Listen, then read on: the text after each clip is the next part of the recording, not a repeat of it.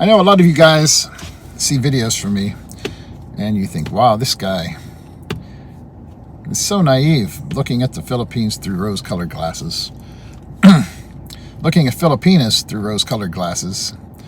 And I decided that I'm going to go negative. I'm going to make a negative video. Because, believe me, I've seen both the good and the bad in the Philippines. One nice thing is, though, that after you've been through the bad, when you find the good, it makes you appreciate the good even more. But what I wanted to talk about is the importance of making sure that you can verify what somebody tells you. If you're involved with somebody over in the Philippines, you need to be able to verify what they're telling you about things. And until you can, you really need to avoid getting permanently connected to someone, you know? You don't want to end up married to someone and then find out that everything they told you was a lie. It's better to find out before that. And oftentimes, maybe everything wasn't a lie. But you might find out something eventually where you know it's just not, something's just not right. And when that happens, you'll start looking back at every single thing that ever happened in that relationship and wonder if any of it was true. That's just how it gets, you know? You can get to the point where you don't believe anything. You're just not willing to believe anything that anyone tells you. And it can kind of turn you off to the point where you think, I'm never going to get involved with anybody else from the Philippines. And I know, because I was there, okay? I got so lucky to find my wife. You know, we were driving off the other day to West Palm Beach and just sitting there in the truck with her, and the way she is and the things she does, I thought, man, I'm so happy I found this girl, you know, because it just makes my life happy and fun when she's around. There's an old Russian proverb that says, trust but verify. I guess in Russian it actually rhymes.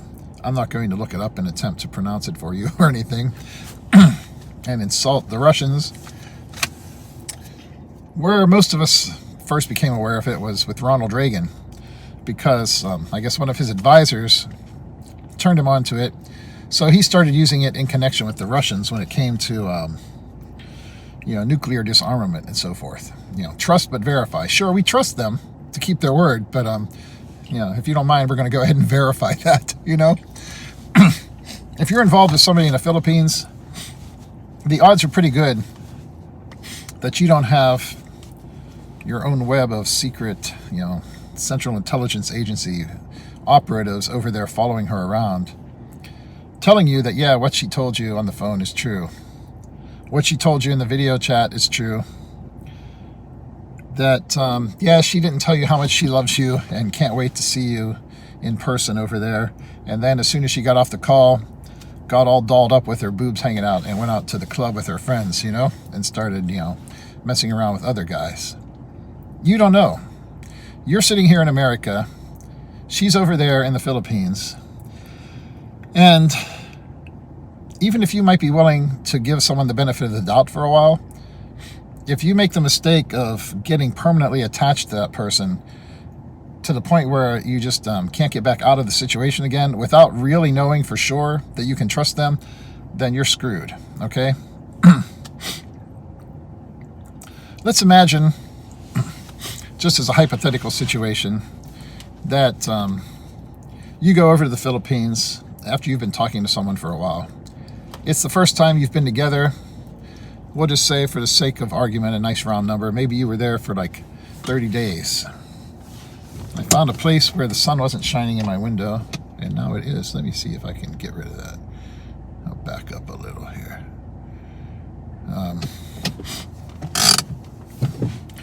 So you go over to the Philippines. Man, you've been wanting to be together for so long. And there you are in person. You're there for 30 days. You've got a 30-day visa, and you're going to stay there and take advantage of it. And you run around having all kinds of fun. Part of the fun, of course, is just you're like going at it hot and heavy, having sex a couple times a day. This is going to be a mature discussion for those of you who care about adult topics. So you're over there going at it hot and heavy. You have to come back to the United States or Europe or Australia or New Zealand or wherever and work for another 6-7 months before you can, save up enough vacation time to be able to get away again and go see her in person. After you've been back home, I don't know, say a month, 2, whatever, she starts telling you, how that she hasn't had her period, okay? And you were there with her for 30 days, and she didn't have her period while you were there, or you would have known for sure. And you're like, wow, okay, and you know what you were doing with her the whole time you were there, so that's very believable. You're thinking, man, she's pregnant with my child, we're gonna have a baby. And you've probably heard stories about the scammers over there, and maybe you're thinking, well, first of all, maybe is it mine? Maybe she was with somebody else before I got there. Maybe that week that we were out of touch when she was like supposedly in Cebu or somewhere, let's say, for business, and had to go there for her job, and we had hardly any contact at all. Was she working? Maybe she was there with another guy. You'll start to question all these things and think, man, or maybe she was with somebody else after I left. Is it really my baby?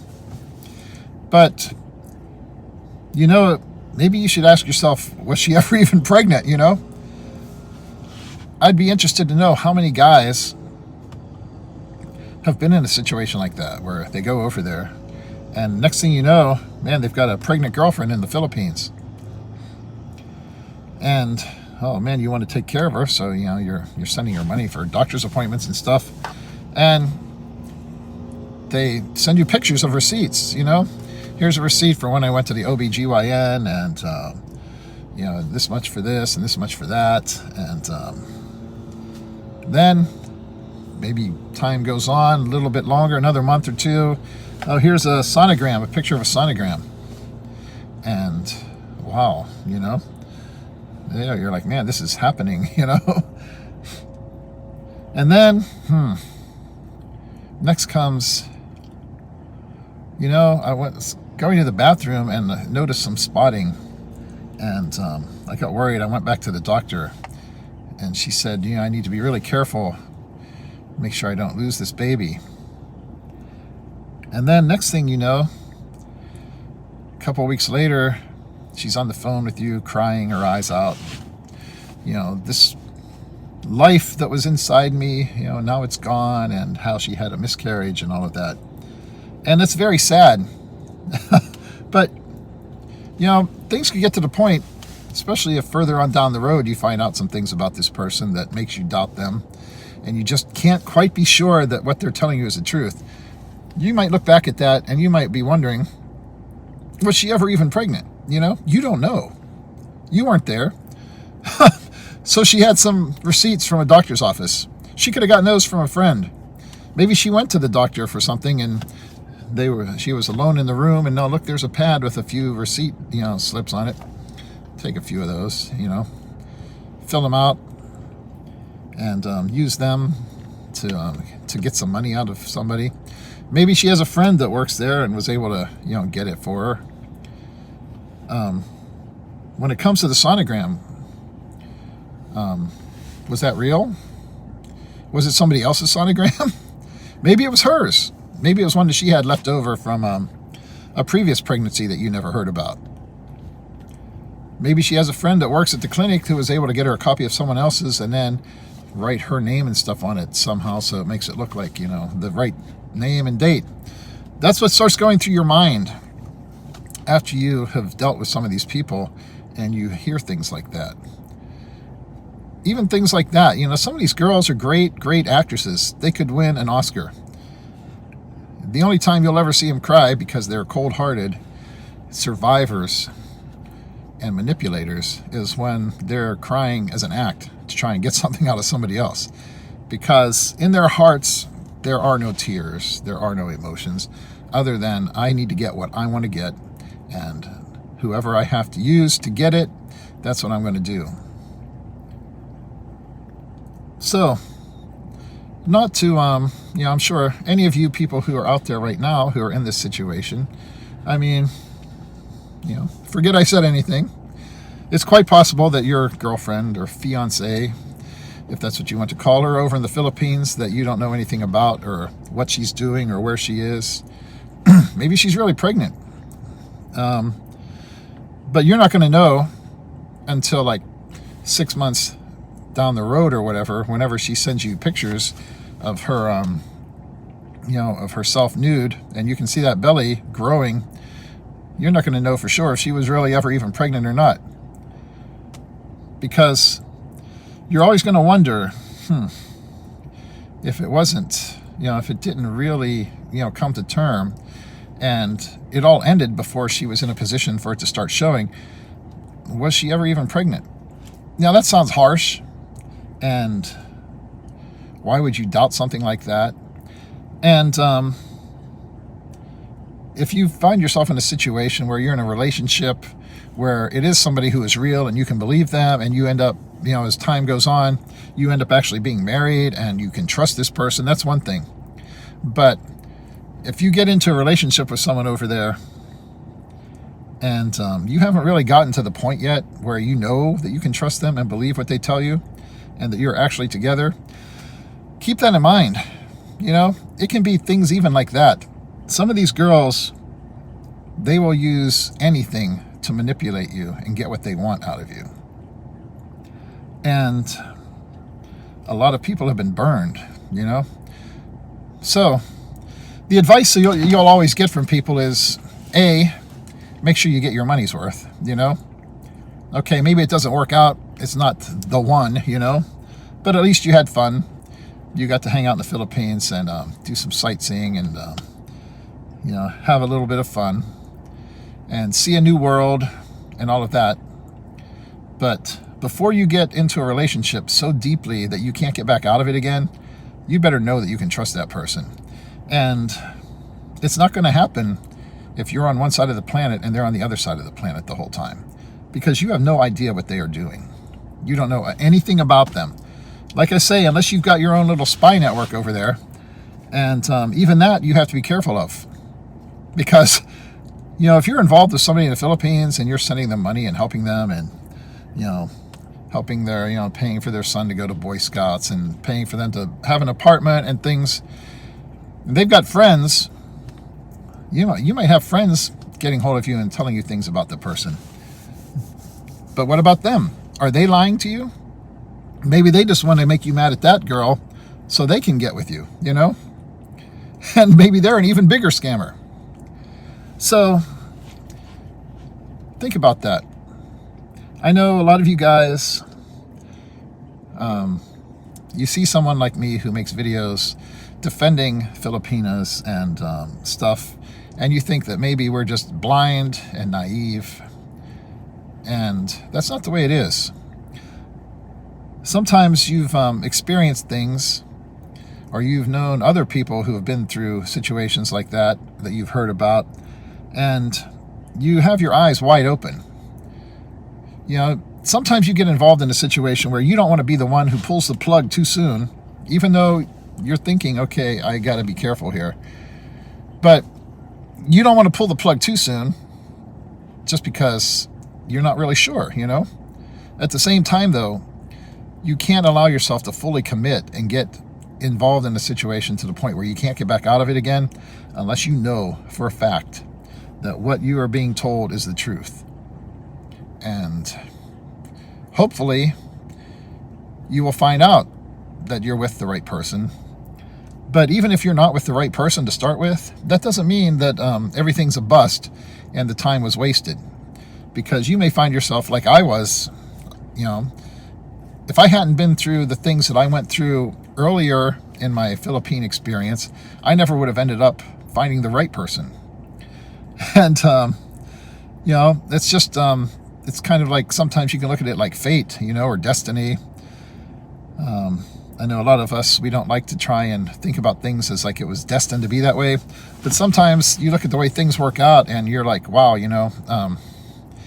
if any little thing had been different, I wouldn't be together. I told my wife the other day, I was telling her that we actually have Mickey Mouse to thank for us being together, because when I first, I had a Facebook page called Kano Daily, and when I first started it, I had sent friend requests to different people who had, liked the page, and so that's how I actually met my wife, and she went ahead and started talking to me, mainly because she found out I was from Florida, and she'd always wanted to go to Florida and, see Disney World and all that. That's what I told her. If I had been from Minnesota, we probably would never even be together, So every little thing, you don't know what's going to happen, what it is that makes you find the right person and makes it all work out and you end up together. But you just have to keep faith. Just because you've been with one person over there, that's, I hate to even call them, like a bad person or a piece of crap, because sometimes you really just don't know. And a lot of these people over there, they're not necessarily bad people. They're just in a situation where they're doing what they think they have to do, which is fine for them. But you have to think about what's best for you. And you just can't allow people to use you to no end. If you're okay with letting things slide for a little while to make sure exactly what's going on, that's one thing. But you just can't stay in a relationship with someone who's wrong and that you can't trust. You have to pull the plug when it's time to pull the plug. And that might be hard for you. You may have gotten emotionally connected to someone and had some really good experiences with them, but you have to think about your own interest. And sometimes you just have to say, that's it, that's enough. And even if you're not totally sure sometimes about exactly what's going on, it's kind of like that movie Ronin with Robert De Niro. He says, whenever there is any doubt, there is no doubt. And that's what you have to think about. If there's any doubt at all what's going on, then you can't trust it. And all at the same time, trust but verify. Thanks to the Russians for that little proverb. That's one of the most important things you have to remember if you're involved with somebody on the other side of the planet. Block that sun here. Trust but verify, That's the key.